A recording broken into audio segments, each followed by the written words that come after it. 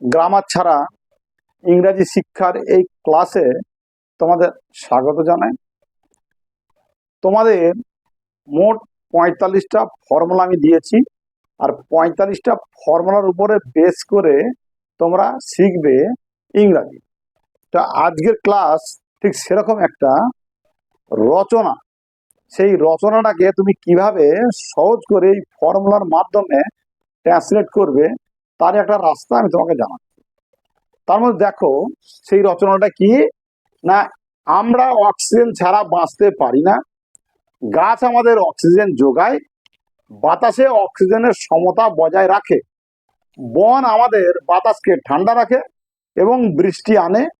আমরা জানি তবুও গাছ কেটে ফেলি, আমাদের গাছ লাগানো প্রয়োজন। তো আমি একটা পরর রচনা থেকে আমি কিছু কথা কেটে নিয়ে এসেছি।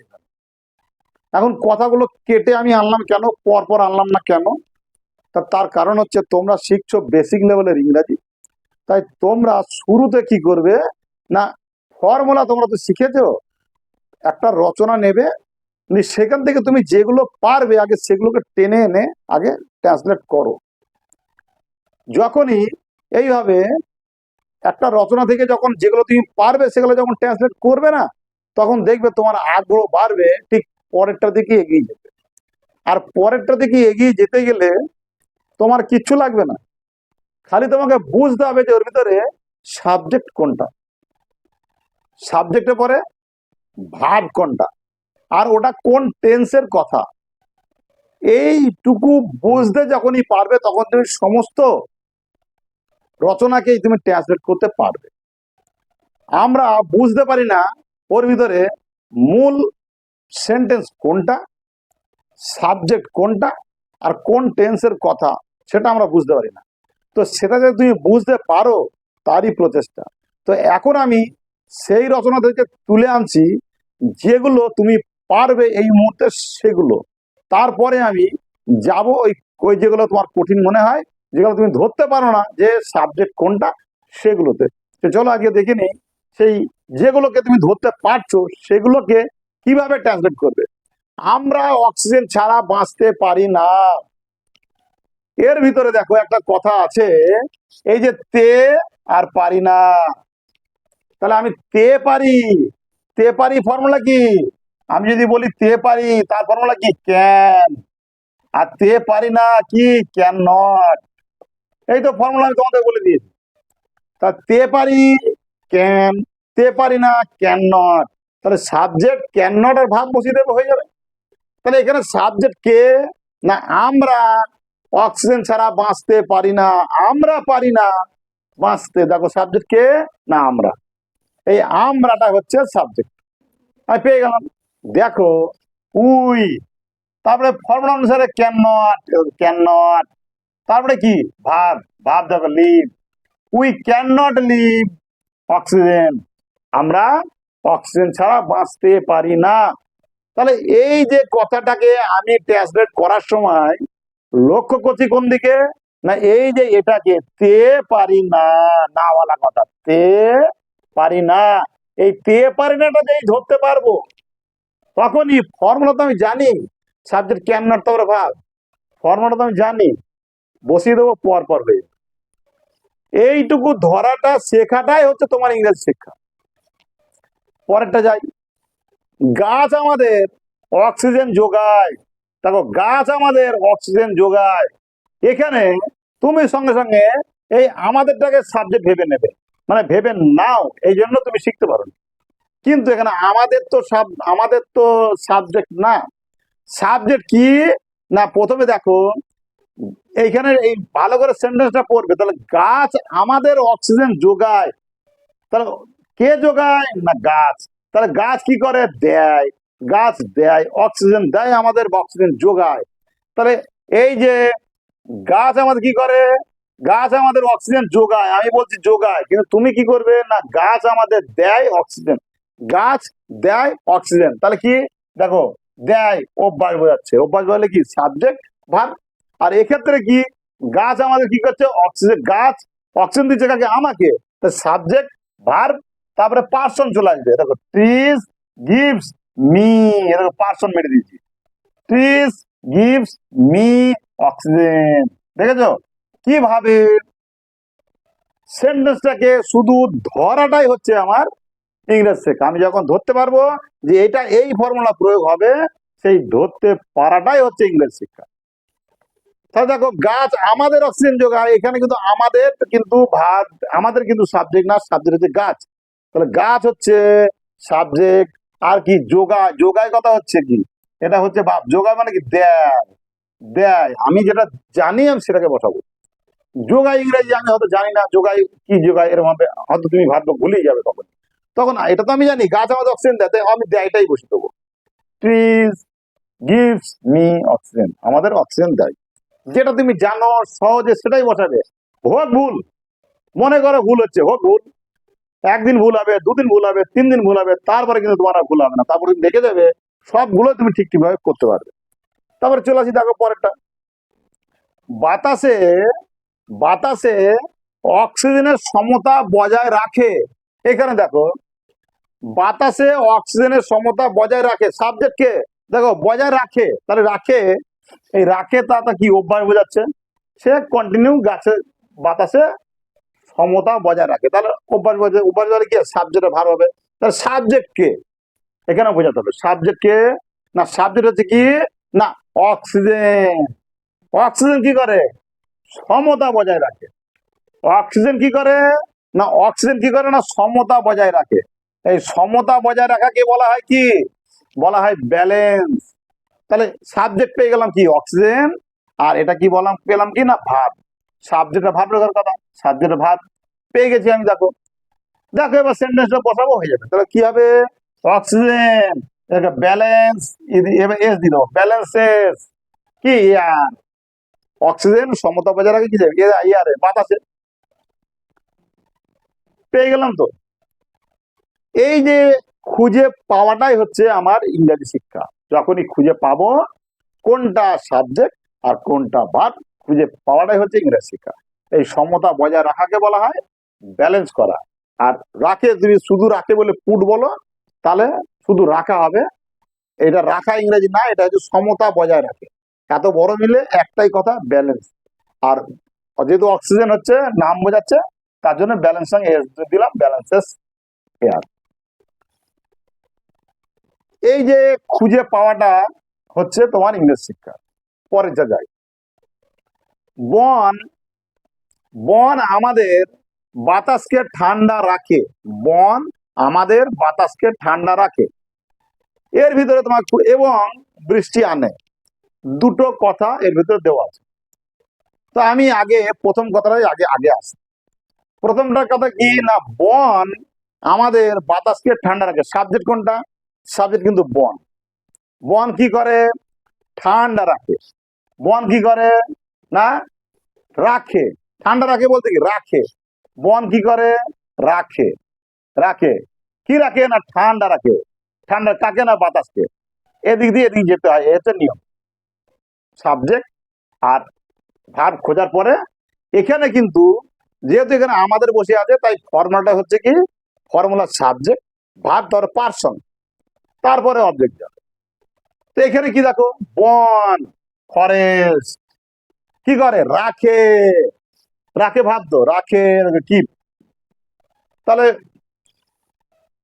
ফরেস্ট কি করে? কিপ, রাখে, কি কি রাখে না। এইবার পার্সন আমাদের বাতাসকে, আমাদের আমাদের আওয়ার পার্সন। তাহলে কি forest keep our air cool, বাতাসকে ঠান্ডা। এখানে ফর্মুলা হচ্ছে সাবজেক্ট ভার্ব তারপর person, subject verb person. Forest keep our air cool. এই যে খুঁজে পাওয়াটাই হচ্ছে তোমার ইংরেজি শিক্ষা, আর কিছু না। পরেরটা কিনা এবং বৃষ্টি আনে, এবং বৃষ্টি আনে। এখানে কি সাবজেক্ট ভার্ব অবজেক্ট। দেখো এবং বৃষ্টি আনে, কে বৃষ্টি আনে না বন বৃষ্টি আনে। তাহলে এবং বন বৃষ্টি আনে, এই বনটাকে এখানে বসানো দরকার পড়ে না, যেহেতু এই একটা সেন্টেন্সের ভিতরে এবং দিয়ে মানে দুটো সেন্টেন্স এবং দিয়ে জোড়া আছে। তার মানে কি সেন্টেন্সটা একটা সেন্টেন্স তৈরি করা হয়েছে। এক্ষেত্রে দুটো সাবজেক্টকে আনা দরকার পড়ে না, বাংলাতে যেমন পড়ে না, ইংরেজিতে তেমন পড়ে না। তাই এক্ষেত্রে সাবজেক্টটা উজ্জে থাকবে, সাবজেক্টটা না বসিয়ে ডাইরেক্ট ভাব দিয়ে শুরু করতে হবে। তাহলে এবং এন্ড, তারপরে কি ভার্ব আর অবজেক্ট, তাহলে ব্রাইং আনে রেন বৃষ্টি, এন্ড ব্রাইং রেন বৃষ্টি আনে। এখানে ব্রাইং বললাম কেন, ব্রিং মানে এখানে আইএনজি বলতে কি সেই আইএনজি না, কিন্তু ভার্বের সঙ্গে আইএনজি না, এখানে ব্রিং, ব্রিং মানে হচ্ছে আনা, ব্রিং মানেই আনা, সেখানে ব্রিং বসলো, ঠিক আছে। এটা আইএনজি মানে তুমি ভেবো না যে ভার্বের সঙ্গে আইএনজি।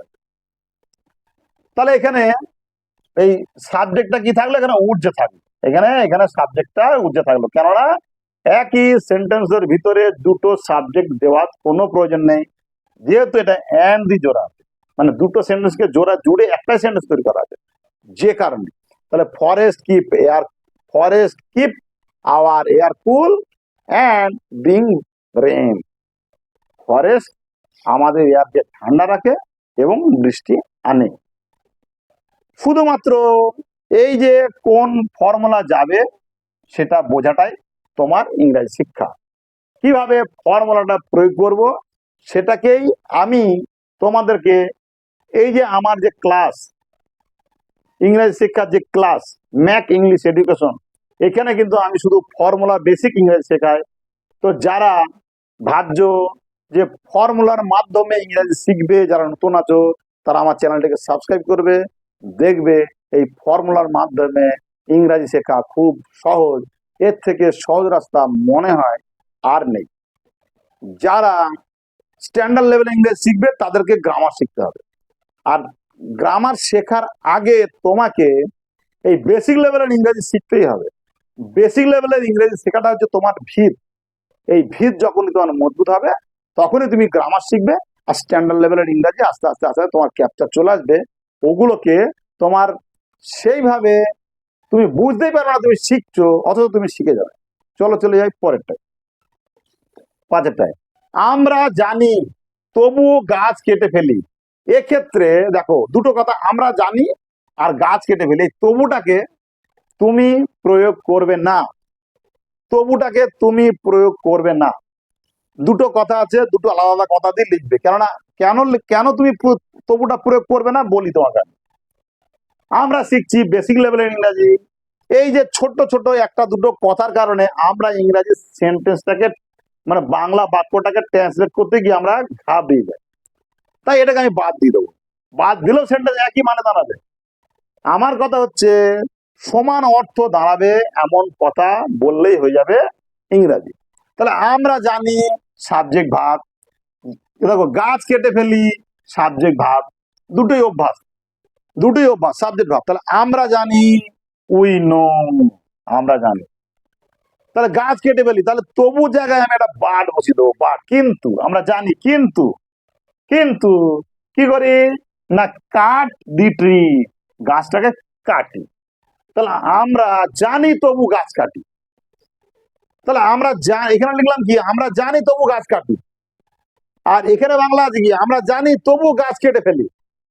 দেখো কেটে ফেলি আর কাটি একই তো কথা, আমরা জানি তবু গাছ কাটি আর জানি তবু গাছ কেটে ফেলি। দেখো অর্থ কিন্তু সমান অর্থ জানাচ্ছে, শুধু ছোট্ট ছোট্ট একটা দুটো কথা আমরা এই এই বাংলার মতো করে করতে গিয়ে আমরা ইংরেজিটা ভাবি কঠিন, কিন্তু না, ইংরাজি কিন্তু আমি লিখবো আমার মতো করে, ইংরাজি সহজ, মোটেই কঠিন না। পরেরটা যাই, আমাদের গাছ লাগানো প্রয়োজন, আমাদের আর গাছ লাগানো প্রয়োজন। দেখো এখানে এই যে প্রয়োজন আর দরকার একই ফর্মুলা, প্রয়োজন আর দরকার একই ফর্মুলা। আচ্ছা আমাদের গাছ লাগানো প্রয়োজন কি, সমানে গাছ লাগানো প্রয়োজন। শুধু প্রয়োজন হলে হয় কি নিড হয়, কিন্তু যদি তার সঙ্গে একটা কন্টিনিউয়ের একটা প্রয়োগ চলে আসে বা অনেক সময়ের সম্পর্ক চলে আসে তখন নিড টু হয়। তাহলে গাছ কিন্তু আমাদের সমানে লাগিয়ে যেতে হবে, সমানে সমানে লাগিয়ে যেতে হবে, কন্টিনিউ লাগিয়ে যেতে হবে, সেখানে নিড টু। তাহলে দেখো, এই যে প্রয়োজন কথা হিসাবে আমি নিড আনলাম, নিড টু আনলাম, প্রয়োজনকে দেখেই আমি নিড আনলাম।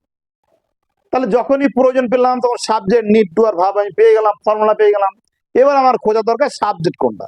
এই সাবজেক্ট তো সহজ, আমাদের সাবজেক্ট আমাদের কি, আমাদের প্রয়োজন। তাহলে উই নিড টু আমাদের প্রয়োজন। কি প্রয়োজন? গাছ লাগানো। তা প্ল্যানেট, প্ল্যানেট লাগানো কি, ট্রিজ, গাছ লাগানো আমাদের প্রয়োজন। দেখো, এই যে একটা বাংলা রচনা থেকে আমি কিছু অংশ তুলে এনে এইভাবে করলাম।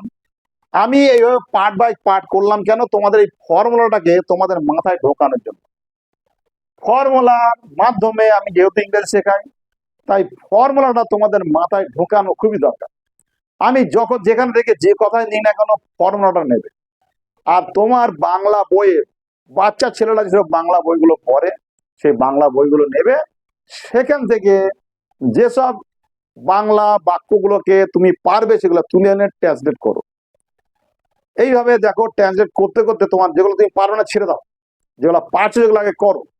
যেগুলো পারছো সেগুলো যখন তুমি করছো, তখন তোমার সাহস, মনে সাহস আসবে যে না আমি পারবো। তখনই দেখবে তোমার চেষ্টাটা বেড়ে যাবে, আর তখনই তুমি পরের গুলোকে পারবে। পরের গুলোকে, যেগুলো কঠিন তোমার মনে হচ্ছে, সেগুলো কেন কঠিন না, সেগুলো তুমি বুঝতে পারো না। কোনটা সাবজেক্ট, কোনটা ভার্ব, এইটা আর কোন টেন্সের, এইটুকু তুমি বুঝতে পারো না বলে সেটা তোমার কঠিন লাগে। তো যাতে তোমাদের কঠিন না লাগে, সেই জন্য আমি পরপর এবার আমি এই ধরনের ক্লাসগুলোই আনবো। বাংলা বইয়ের থেকে, বাংলা রচনা থেকে, বাচ্চাদের বই থেকে কথাগুলোকে আনবার শেখাবো। দেখবে এই ফর্মুলা ক্যাপচার যখনই হয়ে যাবে, ইংরাজি ট্রান্সলেট তুমি সহজে করতে পারবে। ঠিক এইভাবে তুমি ইংরেজি শিখবে। তো আজকের ক্লাস এটুকুই, দেখা হবে পরবর্তী ক্লাসে।